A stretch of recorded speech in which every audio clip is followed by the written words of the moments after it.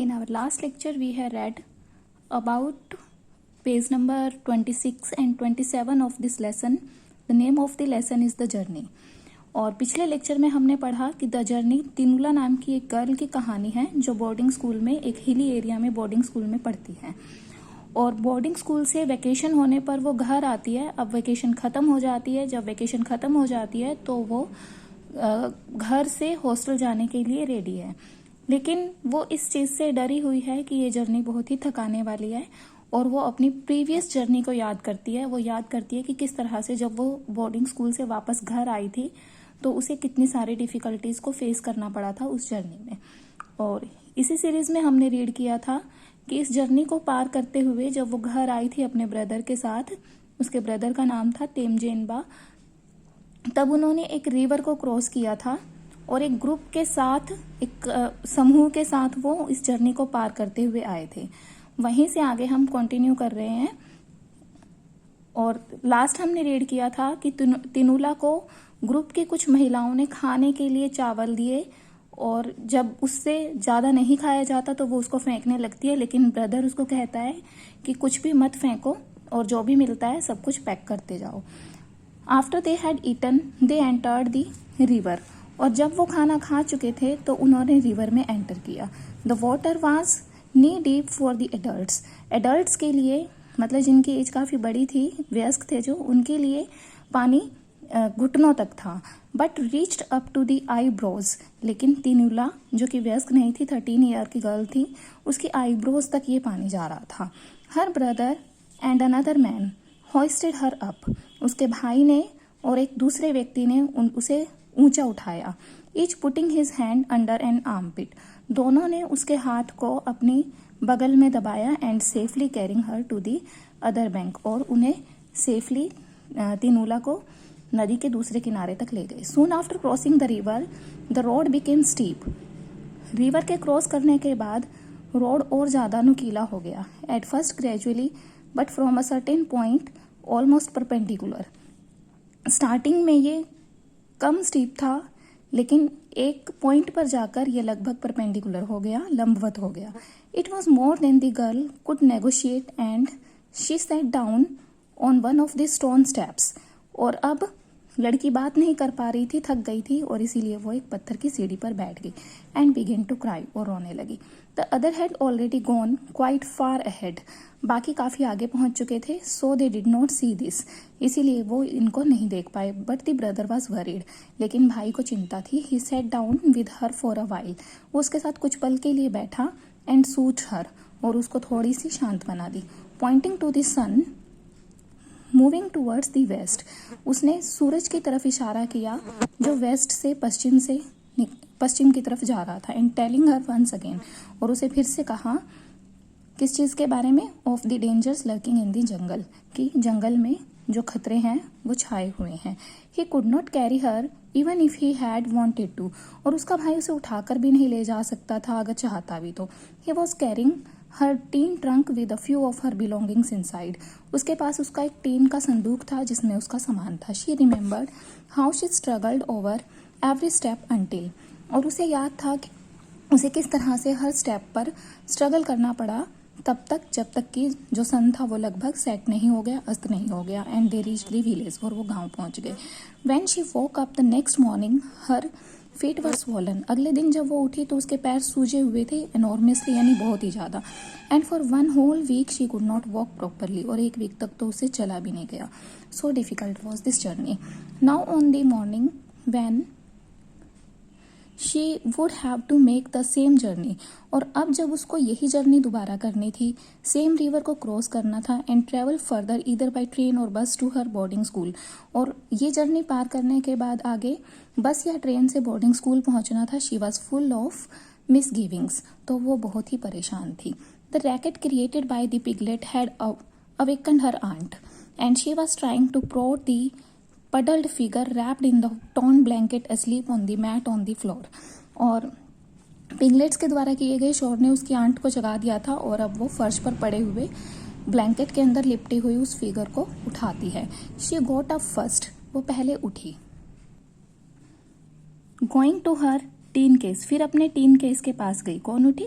Tinula, checked that her favorite dress, which her cousin was carrying all winter, was there in no time at all. A simple meal was cooked by her aunt. और उसने देखा कि जो उसकी favourite dress थी वो इसके अंदर थी और उसकी आंट के द्वारा बहुत ही कम समय में एक सिंपल सा भोजन बना दिया गया. Young girl and her brother stepped out of the house to begin the journey back. इस लड़की ने और उसके भाई ने फिर से यात्रा शुरू करने के लिए घर से बाहर कदम रखा. Even though it was still darkness, लेकिन अभी भी अंधेरा था. It was imperative that they make this early start in order to get a connecting bus or train to her school town. लेकिन इससे यह संकेत मिलता है कि उन्होंने इतनी जल्दी अपनी यात्रा की शुरुआत इसलिए की थी ताकि वो स्कूल के कस्बे तक पहुंचने के लिए वहां पहुंचने के लिए जो नीडेड बस या ट्रेन है उसको प्राप्त कर सके, उस तक पहुंच सके. If the journey up the hill was difficult, she found that climbing down the narrow perpendicular step cut into the hill side was equally difficult. यदि ये जर्नी, पहाड़ी जर्नी बहुत डिफिकल्ट थी तो उसने देखा कि वो जर्नी भी बहुत ही डिफिकल्ट थी जो हिल साइड में परपेंडिकुलर स्टेप्स को काट कर बनाई गई थी. इफ नॉट मोर डेंजरस, लेकिन ये काफ़ी खतरनाक नहीं थी. She was wearing a pair of shoes given to her by a senior at school hostel. वो एक जूतों का जोड़ा पहने हुए थे जो उसको स्कूल हॉस्टल में किसी ने दिया था और जिसके ये शूज़ थे वो इनको पहन पहन कर थक चुका था. This was the first decent pair of shoes she had since her parents died. और उसको ये पहली बार ऐसे अच्छे जूते मिले थे उसके पेरेंट्स की डेथ के बाद. And she had sent off to missionary school to continue her studies there. और उसके पेरेंट्स की डेथ के बाद ही उसे मिशनरी स्कूल में उसकी स्टडीज़ को कंटिन्यू करने के लिए भेज दिया गया था. She has determined to leave the village in style because they were not allowed to wear shoes at school. और उसको she was determined to leave the village in style. और उसने विलेज को छोड़ने का निश्चय कर लिया था क्योंकि वहाँ पर ये जो शूज़ थे ये पहनना अलाउड नहीं था. But she soon realized how difficult it was to walk first in a pair of shoes larger than her feet.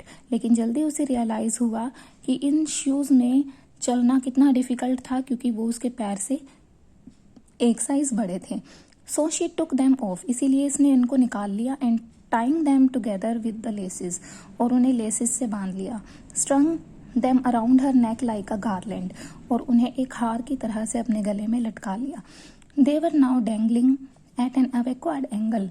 अब ये एक बहुत ही भद्दे एंगल में लटके हुए थे. And adding to her woes, और उसके दुखों को बढ़ा रहे थे. Seeing her plight, a kindly women who was travelling with them offer to carry the shoes in her basket. उसकी इस दयनीय स्थिति को देखकर एक दयालु महिला ने उसे कहा कि मैं तुम्हारे शूज अपने बास्केट में रख लेती हूँ. Tinula was greatly relieved. Tinula को काफी आराम मिला. After what seems like ages they reached the plains and the journey became somewhat tolerable. और ऐसा लग रहा था कि कई युग बीत गए, लेकिन फाइनली वो पहाड़ी एरिया से मैदानी एरिया में पहुंचे और अब उसको जर्नी कुछ सहनीय लगने लगी. By now the sun was up and its rays were penetrating the thick foliage creating an unbelievably beautiful landscape. अब तक जो सन था वो उदय हो चुका था और उसकी किरणें एक बहुत ही ब्यूटीफुल दृश्य क्रिएट कर रही थी. She could hear the varied tones of different birds fleeting from the branches. और अब वो बर्ड्स की आवाज़ सुन सकती थी जो ब्रांचेस पर से बोल रहे थे. And calling out to each other, और ऐसा प्रतीत हो रहा था ये बर्ड एक दूसरे को बुला रहे थे. But the traveller had no time to stop and look or listen to anything. लेकिन इन ट्रैवलर्स के पास इतना टाइम नहीं था कि ये किसी चीज़ को सुनने के लिए वहाँ रुके या देखने के लिए. They had to keep up a steady pace. इन्हें लगातार चलना था. Specially Tinula and her brother Temjenba. विशेष तौर पर तिनुला और उसके भाई तेमजेनबा को चलना था.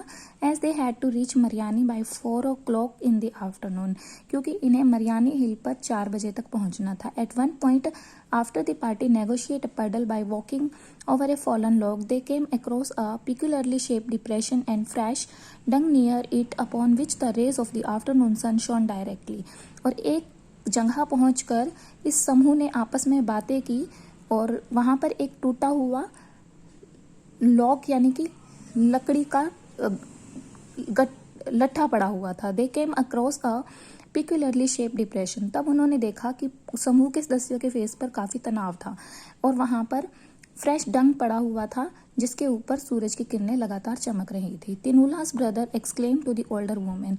तिनुला के भाई ने ओल्डर वुमेन को कहा, aunty there must be elephant here, यहाँ एलिफेंट हो सकते हैं। Look at the trees all the barks have been eaten, और देखो पेड़ों की तरफ, इनकी छालों को खाया जा चुका है। And we really have to hurry, और इसीलिए हमें जल्दी जल्दी चलना चाहिए। You can not wait here for elephant to pass, क्योंकि हम यहाँ से एलिफेंट्स के पास होने का, गुजरने का वेट नहीं कर सकते। Women reply do not worry nephew, nephew तुम चिंता मत करो, they have already crossed our route, ये हमारा रास्ता पहले ही क्रॉस कर चुके हैं। Look at the break in the forest to your left, अपने लेफ्ट पर फॉरेस्ट में कटाव को देखो। They have gone the other side away from our path, तुम देख सकते हो कि वो हमारे रास्ते से दूसरी तरफ जा चुके हैं। Tinula wondered how the old women knew this, लेकिन तिनुला को हैरानी होती है कि इस महिला को ऐसे इसके बारे में कैसे पता। Because to her the forest was same everywhere, क्योंकि तिनुला को तो हर तरफ से फॉरेस्ट सेम लग रहा था। Just like the journey to the village earlier, they ate their mid day meal on the bank of the almost dry river, and once again Tinula was helped by her brother and another man to cross the river. अपनी पहली यात्रा की तरह से ही इस बार भी उन्होंने mid day मील एक सूखी नदी के किनारे पर खाया, और तिनुला को रिवर क्रॉस करने में फिर से एक मैन ने और उसके भाई ने मदद की। When they reached flatter land, जब वो समतल भूमि पर पहुंचे, the direct ray of sun began to burn into the young girl's skin, making her feel thirsty and itchy. तो सूरज की डायरेक्ट किरणों ने लड़की की स्किन को स्किन के अंदर इचिंग फील करवानी शुरू की, और वो थर्स्टी फील करने लगी। But she had to keep up with the others who had increased their speed, लेकिन इसे अब उनके साथ अपनी स्पीड को इंक्रीज करना था जो आगे पहुंच चुके थे। Some time she found herself running to catch up with them, कभी कभी इसने देखा कि उनके साथ कदम मिलाने के लिए, उनके पास पहुंचने के लिए इसको भागना पड़ रहा था। Afraid that some wild animal would spring out of the forest and devour her, क्योंकि इसे डर था कि कोई वाइल्ड एनिमल जंगल से स्प्रिंग आउट करेगा, उछलकर निकलेगा, एंड डिवाउर हर, और उसको खा जाएगा। In this lecture this is sufficient, and in our next lecture we will read page number 29, page number 30 and 31, and hence the lesson will be completed.